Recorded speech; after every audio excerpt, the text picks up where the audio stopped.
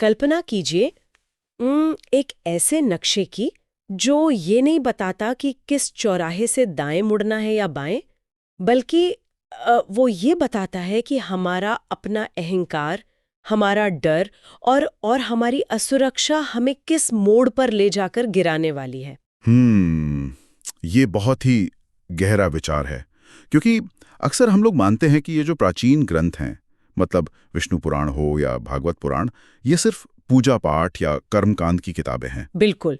लेकिन अगर इन पन्नों को एक अलग नजरिए से पढ़ा जाए ना, तो पता चलता है कि आधुनिक मनोविज्ञान और थेरेपी के अस्तित्व में आने से हजारों साल पहले ही मानव मस्तिष्क के सबसे अंधेरे कोनों का एक बेहद सटीक खाका तैयार कर लिया गया था। सही कहा। जब भी बात मानसिक शांति या जीवन के गहरे संघर्षों की आती है, तो हमारे पास कोई सीधा रास्ता दिखाने वाला गूगल मैप नहीं होता। अक्षांश और देशांतर की जगह ये मार्गदर्शक ज्ञान रूपकों, मिथकों और ब्रह्मांडीय प्रतीकों की भाषा में छिपा हुआ है। हाँ, और इसी बात को केंद्र में रखकर आज की इस गहन चर्चा में, इस डीप डाइव में, हम इन्हीं पौराणिक स्रोतों को डिकोड करने वाले हैं। आज का मिशन यही है कि क्या ये सिर्फ देवी देवताओं के किस्से हैं, या फिर रोजमर्रा के मानसिक तनाव, अकर्मण्यता और सच्ची सफलता तक पहुंचने का एक मनोवैज्ञानिक ब्लूप्रिंट है। बिल्कुल। और इस चर्चा की शुरुआत उस अंतिम मंजिल से करते हैं जहां पहुंचने की बात ये सारी कथाएं बार बार करती हैं। मेरा मतलब है वैकुंठ। वैकुंठ, हाँ। स्रोतों में दर्ज है कि यह स्थान सत्यलोक से 2,62,00,000 योजन ऊपर स्थित है। मतलब भौतिक पैमाने पर तो यह दूरी समझ से ही परे लगती है ना? अरे यहाँ योजन शब्द को समझना बहुत जरूरी है। प्राचीन काल में योजन का इस्तेमाल खगोलीय दूरियों को नापने के लिए होता था, लेकिन जब ग्रंथों में सत्यलोक से भी करोड़ों योजन ऊपर किसी स्थान का जिक्र होता है, तो वो किसी अंतरिक्ष यान से नापी जाने वाली भौतिक दूरी नहीं रह जाती। तो फिर वो क्या है? मतलब कोई मेंटल स्टेट? एकदम सही। वो चेतना की एक ऐसी अवस्था का प्रतीक बन जाती है जो सामान्य मानवीय अनुभव से अकल्पनीय रूप से परे है। सबसे अहम बात तो उस शब्द में ही छिपी है, वैकुंठ, यानी एक ऐसा आयाम जहां कुंठा का कोई अस्तित्व ही नहीं है। कुंठा मतलब सिर्फ साधारण उदासी नहीं है ना? इसे अगर हम आज के संदर्भ में देखें तो कुंठा वो बर्नआउट है, वो गहरी मानसिक थकान, एंग्जाइटी और जड़ता है जो इंसान को अंदर से खोखला कर देती है। बिल्कुल। वैकुंठ कोई सोने चांदी से जड़ा महल नहीं है। हाँ, जैसे टीवी सीरियल्स में दिखाते हैं। हाँ, वैसा बिल्कुल नहीं। ये ओम माइंडफुलनेस या पूर्ण सजगता की वो सर्वोच्च मनोवैज्ञानिक अवस्था है जहां काम करना कोई बोझ नहीं होता, जहां हर कर्म में एक सहज प्रवाह, या जिसे हम आज फ्लो स्टेट कहते हैं, वो होता है। क्या बात है। और मैंने पढ़ा है कि इस अवस्था तक पहुंचने की प्रक्रिया को स्रोतों में 4 प्रकार के मोक्ष के रूप में समझाया गया है: सालोक्य, सार्ष्ठी, सामीप्य और सारूप्य। हाँ, और इसे एक क्रमिक मनोवैज्ञानिक विकास की तरह देखा जा सकता है। सालोक्य का अर्थ है उस परम शांति के वातावरण या लोक में प्रवेश करना। जैसे किसी बहुत तनावपूर्ण माहौल से निकलकर किसी शांत जगह पहुंचना। पहला कदम। और सार्ष्ठी? सार्ष्ठी का मतलब है उस वातावरण की शक्तियों और ऐश्वर्य को प्राप्त करना। उसके बाद आता है सामीप्य, जिसका अर्थ है उस परम सत्य या ईश्वर के एकदम निकट आ जाना, जहां मन में कोई संदेह बाकी न रहे। और अंतिम है सारूप्य, यानी रूप ही वैसा हो जाना। स्रोतों में लिखा है कि पुरुष भगवान विष्णु का चतुर्भुज रूप पा लेते हैं और स्त्रियां देवी लक्ष्मी जैसा रूप। बिल्कुल। इसका सीधा सा मतलब ये लगता है कि जब चेतना अपने सर्वोच्च शिखर पर पहुंचती है तो इंसान का अपना निजी अहंकार, उसका जो मैं है, वो पूरी तरह विलीन हो जाता है। वो उसी परम तत्व का ही एक अक्स बन जाता है। यही सारूप्य की असली व्याख्या है, अहंकार का पूरी तरह से शून्य हो जाना। लेकिन एक बहुत ही दिलचस्प बात है, इस वैकुंठ की पूर्णता और शांति के बरक्स जब ये परम चेतनाएं इस अपूर्ण, भौतिक और संघर्षों से भरे पृथ्वी लोक पर आती हैं, तो समीकरण पूरी तरह बदल जाते हैं। मतलब पृथ्वी के नियम उन पर भी लागू होते हैं। एकदम। ईश्वर जब भौतिक संसार में कदम रखता है तो उसे भौतिक संसार के कड़े नियमों और कर्म के सिद्धांतों से होकर गुजरना ही पड़ता है। ये परम विरोधाभास देवी लक्ष्मी से जुड़ी एक बेहद हैरान कर देने वाली लोक कथा में नजर आता है। मुझे वो कहानी बहुत दिलचस्प लगी। हाँ, वो बिजनेस ट्रिप वाली कहानी है ना। हाँ। कहानी के मुताबिक भगवान विष्णु क्षीरासागर छोड़कर पृथ्वी पर एक तरह के निरीक्षण या कह लें कि बिजनेस ट्रिप पर आते हैं। देवी लक्ष्मी भी साथ आने की जिद करती हैं। और विष्णु जी अनुमति तो दे देते हैं, लेकिन 2 सख्त शर्तें थोप देते हैं। बिल्कुल। पहली शर्त कि पृथ्वी पर उत्तर दिशा की ओर नहीं जाना है, और दूसरी, वहां से बिना पूछे कोई भी चीज, कोई छोटी सी निशानी भी नहीं उठानी है। अब देखो, ये शर्तें ऊपर से देखने पर मामूली लगती हैं, लेकिन ये अनुशासन और सीमाओं का प्रतीक हैं। पृथ्वी पर आकर लक्ष्मी जी प्रकृति की सुंदरता में खो जाती हैं और अनजाने में उत्तर दिशा की ओर बढ़ जाती हैं। और वहां उन्हें एक सूखा हुआ वीरान खेत मिलता है जो एक बेहद गरीब किसान का है। उस सूखे खेत में बस एक अकेला फूल खिला होता है। हाँ, और वो फूल टूटकर देवी के बालों में गिर जाता है और वो उसे अपने पास रख लेती हैं। और रुको, सिर्फ इस एक छोटे से फूल को रखने की वजह से विष्णु जी उन्हें एक भयानक सजा सुनाते हैं। मतलब सजा ये कि धन और ऐश्वर्य की देवी को अगले 3 साल तक उसी गरीब किसान, जिसका नाम माधव था, उसके घर में एक साधारण इंसान और नौकरानी के रूप में रहना होगा। सुनने में अजीब लगता है ना? यहाँ विष्णु जी का उद्देश्य देवी को अपमानित करना बिल्कुल नहीं है। तो फिर क्या है? ये कथा इस सिद्धांत को रेखांकित करती है कि कर्म का बहीखाता सबके लिए एक समान है। चाहे कोई ब्रह्मांड का रक्षक हो या स्वयं धन की देवी, बिना अधिकार के किसी और की चीज लेना, चाहे वो एक सूखा फूल ही क्यों ना हो, कर्म के चक्र में दर्ज होता है। मतलब नैतिकता के इस तराजू पर किसी को कोई वीआईपी छूट नहीं है। बिल्कुल नहीं, उसका परिणाम भुगतना ही पड़ता है। कहानी का दूसरा पहलू और भी गहरा है। माधव किसान की स्थिति इतनी दयनीय थी कि उसके पूरे परिवार के पास रात के खाने के लिए सिर्फ एक मूली का सलाद होता था। सोचिए, एक मूली और पूरा परिवार। लेकिन माधव की पत्नी माधवी और उसकी 3 बेटियों ने लक्ष्मी जी को एक बेसहारा औरत समझकर न केवल पनाह दी, बल्कि अपने उस मूली के सलाद का एक हिस्सा भी उन्हें परोस दिया। ये उस चरम अभाव में भी करुणा और त्याग का सबसे बड़ा उदाहरण है, और इसी निस्वार्थ भाव का परिणाम चमत्कारों के रूप में सामने आता है। चमत्कारों की तो झड़ी लग जाती है। देवी की उपस्थिति से उनकी खोई हुई गाय लौट आती है, मुर्गियां 2 गुने अंडे देने लगती हैं। अरे, खेत का पुतला तक बेस्ट ड्रेस्ड का अवार्ड जीत जाता है, और अंततः खेत में तेल और सोने के कुएं निकल आते हैं। इन चमत्कारों के पीछे का मनोवैज्ञानिक सत्य ये है कि सच्ची संपत्ति या लक्ष्मी का स्थायी वास केवल वहीं होता है जहां अभाव के बीच भी साझा करने की नियत हो। बहुत खूब। जो लोग अपनी घोर गरीबी में भी अपना निवाला बांटने का साहस रखते हैं, समृद्धि अंततः उन्हीं की ओर खिंची चली आती है। सही कहा। इस छोटी सी कथा में कर्म और नैतिकता के व्यक्तिगत नियम तो स्पष्ट हो गए, लेकिन जब संकट किसी एक व्यक्ति या परिवार का न होकर पूरे ब्रह्मांड के संतुलन का हो, तब स्थिति बिल्कुल अलग हो जाती है। मतलब जब हालात आउट ऑफ कंट्रोल हो जाए। हाँ, जब व्यक्ति की अपनी सारी ताकत, उसका सारा ज्ञान और सारी संसाधन विफल हो जाते हैं, तब क्या होता है? इसका जवाब हमें गजेंद्र मोक्ष की शक्तिशाली कथा में मिलता है। गजेंद्र मोक्ष। ये कथा एक हाथी यानी गजेंद्र और एक मगरमच्छ के बीच पूरे 1000 साल तक चले भयानक और थका देने वाले युद्ध का वर्णन करती है। 1000 साल? जरा सोचिए इस अवधि के बारे में। हाँ, गजेंद्र नदी में पानी पीने उतरता है और मगरमच्छ उसका पैर जकड़ लेता है। हाथी अपनी पूरी विशाल शारीरिक शक्ति लगा देता है खुद को छुड़ाने के लिए। लेकिन मगरमच्छ पानी के भीतर है, जो उसका अपना प्राकृतिक वातावरण है, इसलिए वो लगातार ताकतवर होता जा रहा है। अब इस संघर्ष के पीछे का एक इतिहास भी है ना। ये कोई आम जानवर नहीं थे। बिल्कुल, ये दोनों केवल जंगली जानवर नहीं थे। गजेंद्र दरअसल पूर्व जन्म में राजा इंद्रद्युम्न थे, जिन्हें अगस्त्य मुनि के शाप के कारण हाथी बनना पड़ा था। और मगरमच्छ हूहू नाम का एक गंधर्व था, जिसे देवल ऋषि ने शाप दिया था। तो ये पूर्व जन्मों के अनसुलझे कर्मों का टकराव था, जो इस जन्म में एक जानलेवा संघर्ष बन गया। मुझे लगता है इस पूरी घटना में एक बेहद सटीक और गहरी मनोवैज्ञानिक उपमा छिपी है।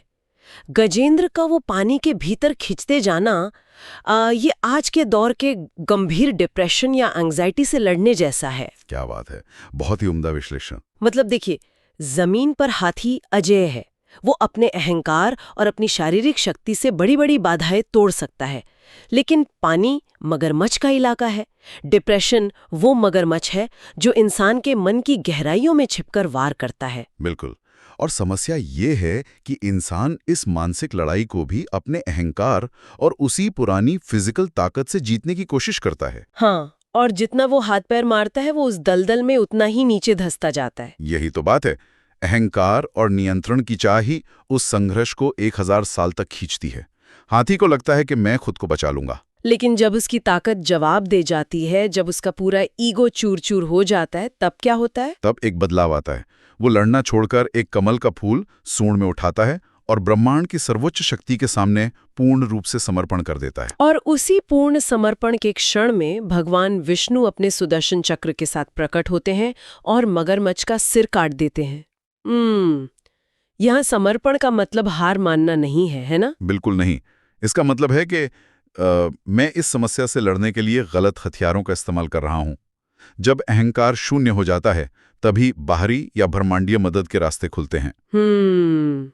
पूर्ण समर्पण के बाद जो ईश्वरीय हस्तक्षेप होता है, उसका एक और विराट रूप मत्स्यावतार की कथा में दिखता है। हाँ, मत्स्यावतार। ये तब की बात है जब केवल एक व्यक्ति का जीवन खतरे में नहीं था, बल्कि पूरी सृष्टि महाप्रलय के मुहाने पर खड़ी थी। विष्णु पुराण में आता है कि सत्यव्रत, जो भविष्य के वैवस्वत मनु बनने वाले थे, वो नदी में तर्पण कर रहे थे।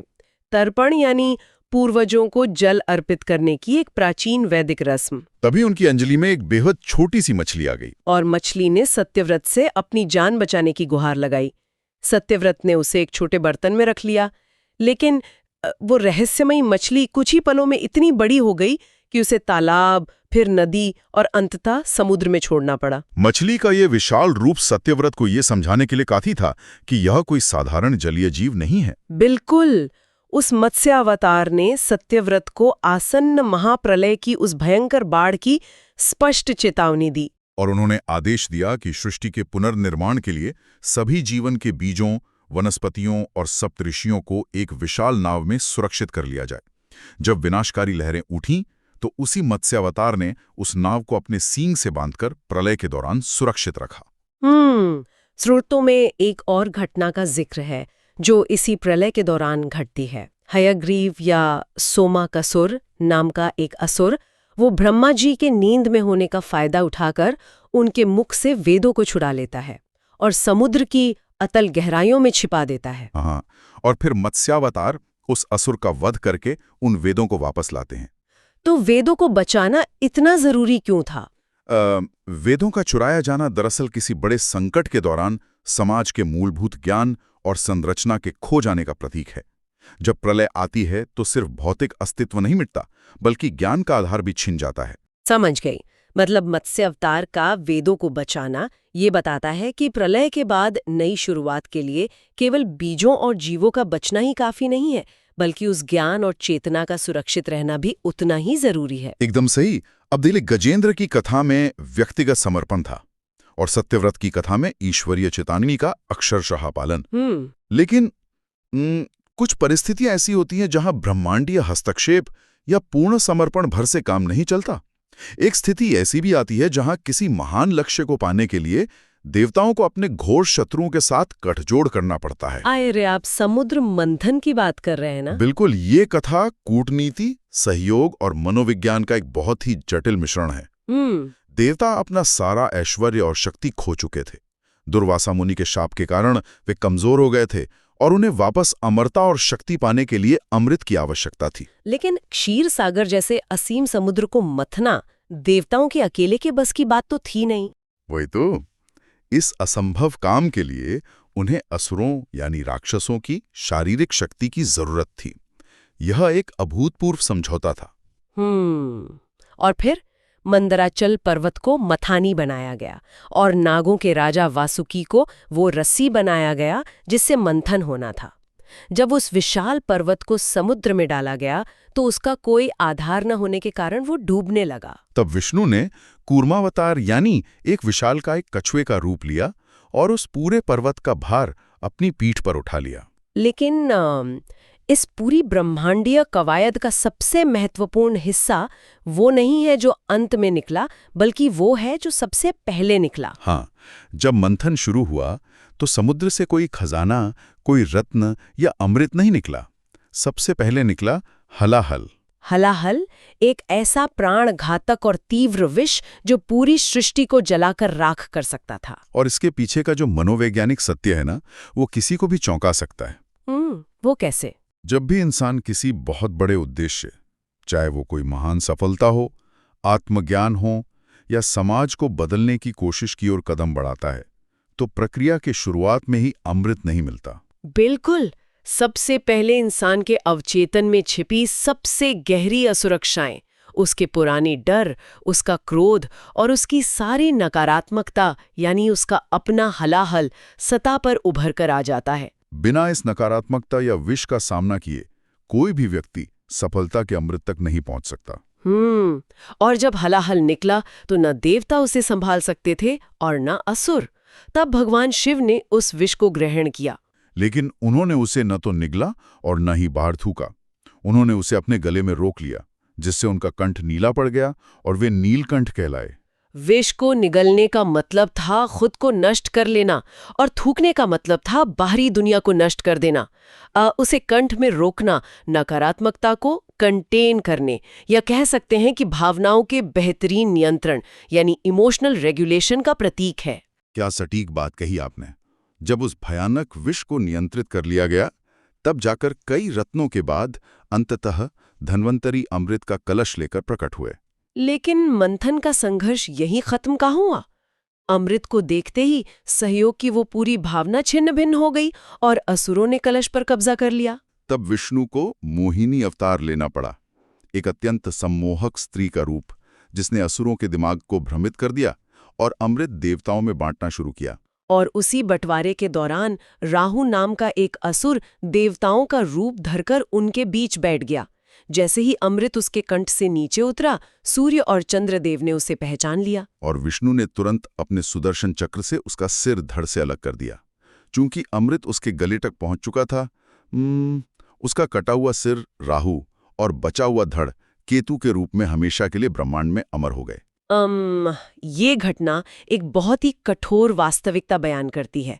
चाहे कितना भी महान सहयोग क्यों ना हो, लालच, छल और कपट की प्रवृत्तियां हमेशा मौजूद रहती हैं। बिल्कुल। यदि ज्ञान या अमरता जैसी परम शक्ति किसी ऐसे व्यक्ति के हाथ लग जाए जो उसके लिए मानसिक रूप से तैयार नहीं है, तो शक्ति पूरी सृष्टि के लिए एक स्थायी सिरदर्द बन जाती है। राहु और केतु आज भी उसी अपात्रता और अमरता के खतरनाक मेल का प्रतीक हैं। बड़े बड़े देवताओं, असुरों और ब्रह्मांडीय शक्तियों के इन विशाल आख्यानों के बाद एक बहुत ही स्वाभाविक सा सवाल उठता है। वो क्या? ये सब तो देवताओं के पास उपलब्ध असीमित शक्तियों का परिणाम था, लेकिन क्या होगा जब एक साधारण इंसान, जिसके पास न कोई जादुई हथियार है और न ही कोई सेना, वो इस असीम ब्रह्मांडीय चेतना से कैसे जुड़ सकता है? इस प्रश्न का उत्तर एक 5 साल के बच्चे की कथा में मिलता है। यह कहानी है ध्रुव की। ध्रुव। स्रोतों के अनुसार राजा उत्तानपाद की 2 पत्नियां थीं। राजा अपनी छोटी रानी सुरुचि के प्रभाव में था। एक दिन 5 साल का बच्चा ध्रुव अपने पिता की गोद में बैठने की कोशिश करता है, लेकिन सुरुचि उसे निर्दयता से धक्का दे देती है और भरे दरबार में अपमानित करते हुए कहती है कि पिता की गोद में बैठने का अधिकार पाने के लिए उसे सुरुचि के गर्भ से जन्म लेना होगा। बाप रे! एक छोटे से बच्चे के लिए भरे दरबार में अपनी ही सौतेली माँ से मिला ये तिरस्कार और पिता की वो खामोशी एक बहुत ही गहरा और विनाशकारी मनोवैज्ञानिक आघात था। बिल्कुल। कोई और बच्चा होता तो शायद आजीवनहीन भावना का शिकार हो जाएगा। ध्रुव रोते हुए अपनी सगी माँ सुनीति के पास जाता है, लेकिन वो भी अपनी बेबसी और कमजोरी जाहिर कर देती है। जब उस बच्चे को समझ आ जाता है कि संसार में उसका कोई सहारा नहीं है, तो उसके भीतर एक ऐसा अटूट संकल्प पैदा होता है जो शायद किसी वयस्क में भी ना हो। वो क्या तय करता है? वो तय करता है कि अब वो किसी नश्वर इंसान की गोद नहीं मांगेगा, बल्कि सीधे उस ब्रह्मांड के रचयिता भगवान विष्णु का वो सर्वोच्च स्थान प्राप्त करेगा जहां से कोई उसे नीचे न उतार सके। और वो 5 साल का बच्चा घने जंगल की ओर निकल पड़ता है। और यहीं पर इन कथाओं के सबसे दिलचस्प पात्र का प्रवेश होता है, नारद मुनि। अरे हाँ, नारद मुनि। नारद मुनि ध्रुव के सामने प्रकट होते हैं, एक मार्गदर्शक की तरह। वे पहले बच्चे के संकल्प की परीक्षा लेते हैं। वे उसे डराते हैं, बताते हैं कि जंगल में खूंखार जानवर हैं, तपस्या बहुत कठिन है, अभी उसकी उम्र खेलने कूदने की है। वे उसे वापस घर लौट जाने की सलाह देते हैं। लेकिन जब ध्रुव का निश्चय जरा भी नहीं डगमगाता, तब नारद मुनि समझ जाते हैं कि ये पात्र तैयार है। वे उसे ओम नमो भगवते वासुदेवाय का वो महामंत्र देते हैं जो उसकी तपस्या का आधार बनता है। अगर आप पूरी पौराणिक संरचना को ध्यान से देखें ना, तो नारद मुनि महज एक संदेशवाहक नहीं है, बल्कि वे एक कॉस्मिक मेंटर हैं। कॉस्मिक मेंटर, ये बहुत सही शब्द है। जब भी कोई आत्मा भटक रही होती है या किसी बड़े परिवर्तन की कगार पर होती है, नारद मुनि सटीक समय पर उसे सही दिशा देने पहुंच जाते हैं। उनका ये मार्गदर्शन केवल ध्रुव तक सीमित नहीं है। प्रहलाद की कथा में भी उनकी यही भूमिका दिखाई देती है। प्रहलाद की कथा की जड़ें भी तो वैकुंठ से ही जुड़ी हैं, है ना? हाँ, जिन 4 प्रकार के मोक्षों का जिक्र हमने पहले किया था, उसी वैकुंठ के प्रवेश द्वार पर जय और विजय नाम के 2 द्वारपाल खड़े रहते थे। एक बार सनकादि मुनि, जो ब्रह्मा के मानस पुत्र थे और दिखने में हमेशा 5 साल के बच्चों जैसे लगते थे, वे वैकुंठ दर्शन के लिए आए। और जय विजय ने उन्हें साधारण बच्चे समझकर अंदर जाने से रोक दिया।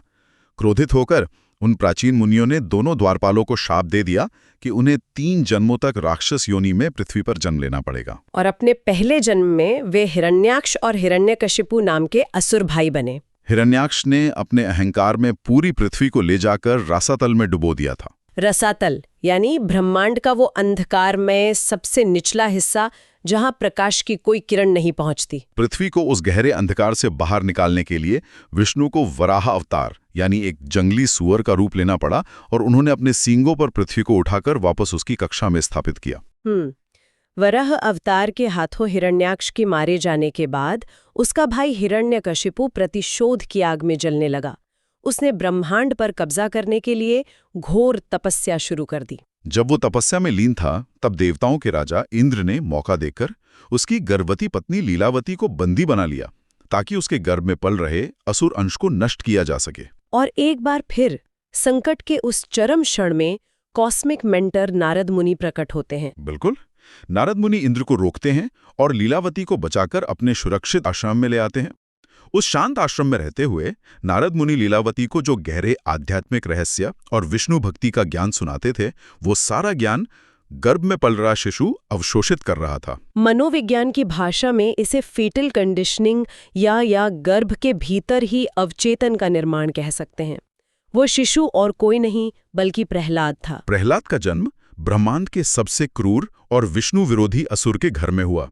उसके आसपास का पूरा वातावरण हिंसा और नफरत से भरा था। लेकिन गर्भ के भीतर नारद मुनि द्वारा बोए गए वो ज्ञान के बीज इतने मजबूत थे कि बाहरी वातावरण का उस पर कोई असर ही नहीं हुआ।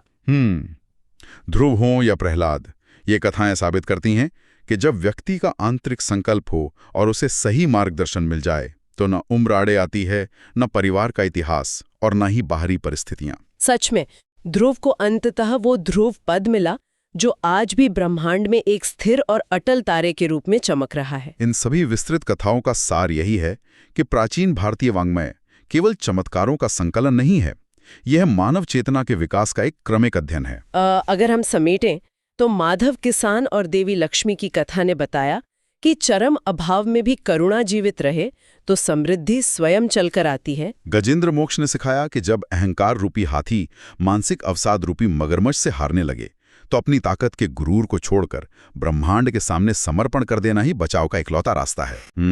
और समुद्र मंथन ने ये स्पष्ट किया कि किसी भी बड़े लक्ष्य यानी अमृत को पाने के लिए सबसे पहले अपनी ही आत्मा के गहरे विष, उस हलाहल को निकालकर उसका सामना करना पड़ता है। और ध्रुव तथा प्रहलाद की कथाओं ने यह प्रमाणित कर दिया कि असीम ब्रह्मांडीय शक्तियों को सक्रिय करने के लिए किसी सेना की नहीं, बल्कि एक बच्चे जैसे निर्मल लेकिन अटूट संकल्प की आवश्यकता होती है। क्या बात है। लेकिन इस पूरी डीप डाइव के अंत में एक बहुत ही गहरे विरोधाभास की ओर ध्यान खींचना जरूरी है। वो क्या? चर्चा की शुरुआत में हमने ये स्थापित किया था कि वैकुंठ चेतना की वो सर्वोच्च अवस्था है जहाँ कोई कुंठा, कोई चिंता, कोई तनाव या जड़ता नहीं है। एक पूर्णतः शांत और आनंदित मन। बिल्कुल, एक ऐसी अवस्था जहां मानसिक संघर्ष एकदम शून्य हो जाता है। लेकिन जरा ठहरकर इन सभी कथाओं के सफर को देखिए। गजेंद्र का पानी के भीतर मौत से 1000 साल तक का दम घोंट देने वाला संघर्ष। 5 साल के बच्चे ध्रुव का भरे दरबार में अपनी ही सौतेही माँ और पिता से मिला वो गहरा मनोवैज्ञानिक घाव और तिरस्कार। हाँ। माधव किसान के परिवार की वो हड्डियां गला देने वाली गरीबी और रात के खाने में बंटता वो मूली का एक छोटा सा टुकड़ा, या फिर समुद्र मंथन की उस मथानी से निकला वो गला फाड़ देने वाला, पूरी सृष्टि को भस्म कर देने की ताकत रखने वाला हलाहल विष। इन सब में कुंठा ही कुंठा है। बिल्कुल, इन सभी घटनाओं में एक समानता है। आध्यात्मिक चेतना का विकास, आत्मज्ञान की प्राप्ति या ईश्वरीय कृपा का वो अंतिम सुख यानी वैकुंठ केवल और केवल घोर कुंठा, भयंकर दर्द, घोर अपमान और चरम संघर्ष की भट्टी से होकर ही गुजरा है। अरे वाह, ये तो बहुत ही गहरा विचार है ना?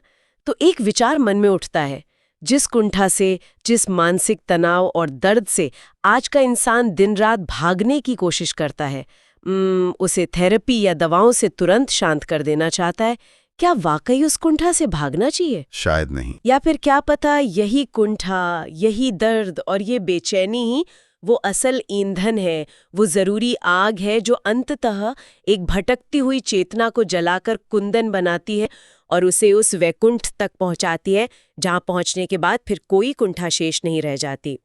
श्रोताओं, इस बारे में सोचिएगा जरूर।